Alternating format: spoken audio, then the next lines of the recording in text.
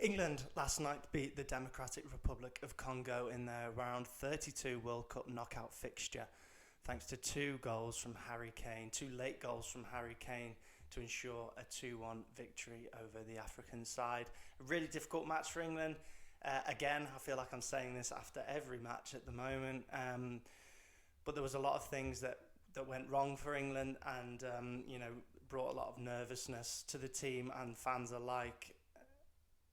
Congo were a really, surprisingly fluid side when they had the ball at their feet. They caused England a lot of troubles, especially in transitional periods of the game when the ball was turned over. Congo really exposed England and there was so much space for them to move into.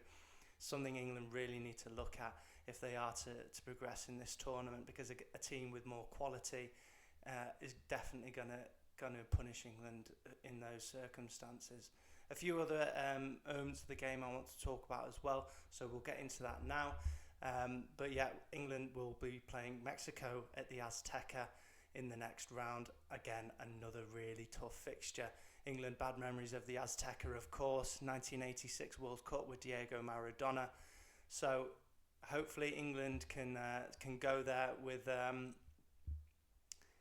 little pep in their step now. They've put the money where the mouth is in terms of, scoring goals, and that togetherness, we really saw that. So we'll have to wait and see what happens in Mexico, but we're going to talk about the game last night, and let's get into it. So the first thing I want to talk about is those transitional periods in the game where the ball was turned over and Congo really got the ball quickly out wide and got at England's fullbacks. Declan Rice alluded to it in his post-match interview yesterday, saying that it wasn't necessary for those transitional plays to even occur in the first place, and I agree with him. England looked so open, they just couldn't deal with losing the ball, and Congo really took advantage of that. And every time they went forward, there was so much space, and you're holding your breath because you were thinking, oh my God, what are they going to do now? So it was a very nervous game for England defensively. Obviously not helped by conceding a goal in the 7th minute. Defensively, that was a really poor goal to concede. There's 2 or 3 players you could point fingers at there for things going wrong. So why did these spaces and gaps appear in England's midfield and defence? Well, I want to talk firstly about Declan Rice and Elliot Anderson. You're effectively playing with 2 holding midfielders there, but neither of them was sat in front of the back 4. Elliot Anderson, Declan Rice, on Tuchel's instructions, are pressing and pushing further and further up the pitch and playing that Premier League style football, that high aggression pressing game, which is good. That's going to work for England because it suits the players, it's what they're used to. But they've left themselves exposed so many times. Instances where Elliot Anderson's gone and pressed the right winger, and the ball's gone round him, and Congo have all that space to explore. That's when you're leaving yourself really exposed and really dangerous. So if you're going to play 2, you need at least one person to sit, and I would probably have Anderson doing that, and then Declan Rice can carry on doing his box-to-box number 8 role, which he's so good at, getting up and down the pitch.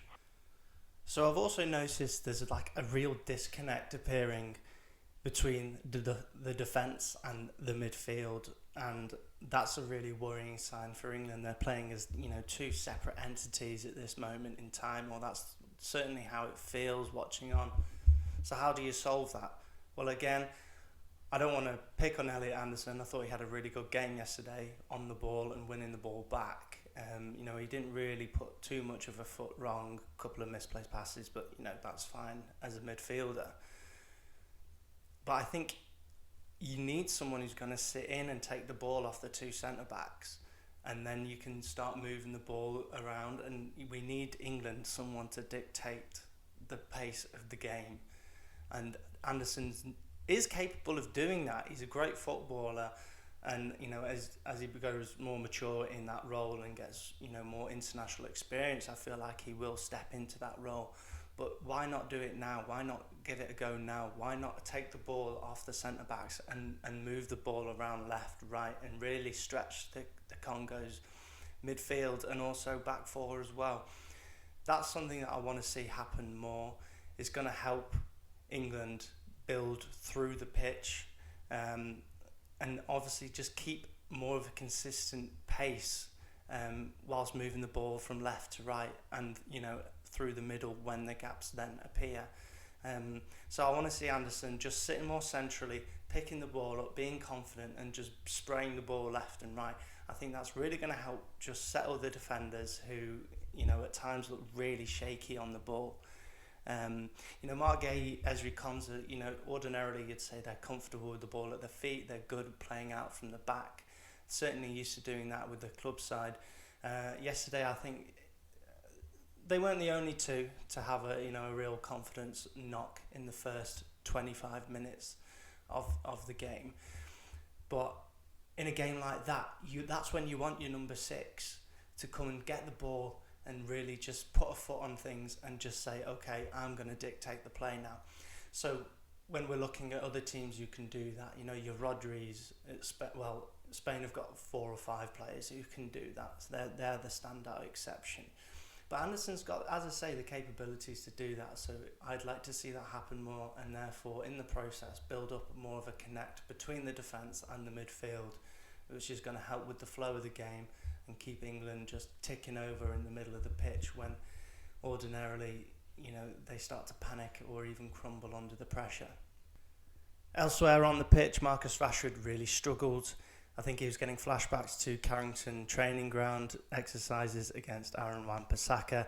He did not fancy it at all. He didn't even try and go past him once. I think from minute 1, he went backwards on his right foot. Not once did he go down the line and try and get a cross in on his left.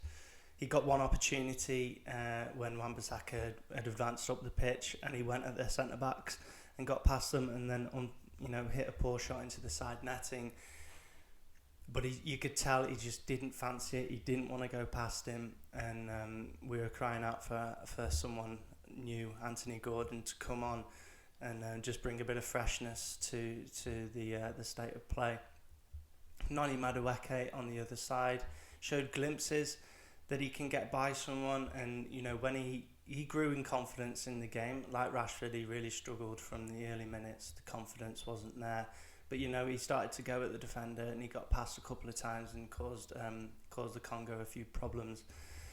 But again, he's lacking that real star quality that England need and the other top contenders at this tournament have. It's a shame Saka's not fit, 'cause obviously he would be starting, but Madueke, he's not really providing much end product, and in the general play as well, he's not offering too much either. So I think there's a player there, maybe he just comes on in the last 15 minutes and goes against tired legs, because he can go by a man left or right. We've seen that happen, so it'll be interesting to see if Saka does start against Mexico. I think it will massively help if he does. And then Madueke can come on and, be that impact player that he has been at Arsenal or what he was brought in at Arsenal to do, really. He is a player and, he has got ability, and I think it's just really confidence dependent on him. And that can vary a lot in a game situation, which isn't ideal. A positive note to end on, however, really good to see Harry Kane and Jude Bellingham showing up in a game when it really, really matters. They've done it time and time again for England, and yesterday was no different. Bellingham, but for Mpasi in Congo's goal, could have had a hat-trick, really. The keeper made some outstanding saves, a couple of headers from Jude, and then a shot as well, which he also saved, but resulted in the goal eventually. I thought Bellingham had a really good game. It's really cool to see an England player really just get about the pitch and care so much, and you can see the passion in his play. England really missed that, or have missed that in years gone by. He's got a real bite to him.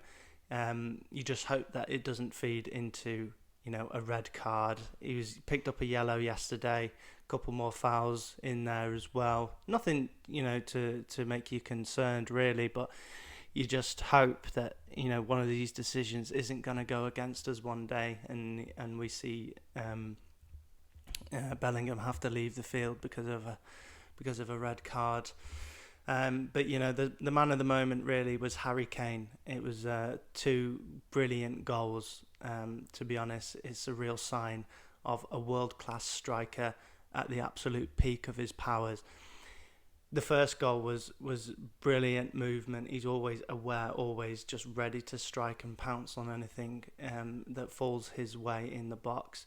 You know, just peels away off the back of his defender and, you know, generates so much power on, you know, a relatively soft floated cross from Anthony Gordon. Beats Mpassi, who we mentioned earlier made some outstanding saves. Probably would have been disappointed not to turn that one wide. Did get a big hand on it. But, you know, credit to Harry Kane. Big neck muscles, bang, big header. Love to see it. It was a great moment for him. And you could see, again, the passion, the relief in him in that celebration. And then obviously we go on to the second goal.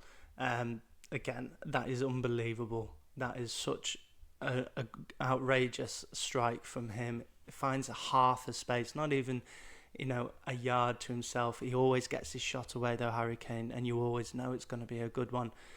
This one was absolutely exceptional in that sense. The angle that he's at, and he starts outside the post, doesn't even look at the goal, and he hits it, and it goes into the roof of the net, almost central really, which shows you how much spin and curve and power he's managed to get on the ball. Such a clean strike, and England are so lucky to have him. For me, there's only 1 or 2 players in the world who can replicate that sort of finish, and England are going to be in big trouble when we don't have Harry Kane anymore. We will never see his likes again in an England shirt. What a player, and great leader as well. Good signs at the end of the match as well. The players really sort of enjoying the win and reveling in the entire experience. Looked like a great atmosphere in the stadium. So yeah, bring on the Azteca. It's going to be an entirely different state of affair. A really tricky, difficult match, but England have got the players to do what they need to do. Mexico will certainly be looking at England's side with fear in their eyes. They'll be looking at Harry Kane, they'll be looking at Jude Bellingham, and they'll be thinking they've got some real danger in that side. But England cannot take their foot off the gas. If anything, they need to accelerate as they go to the Azteca against Mexico.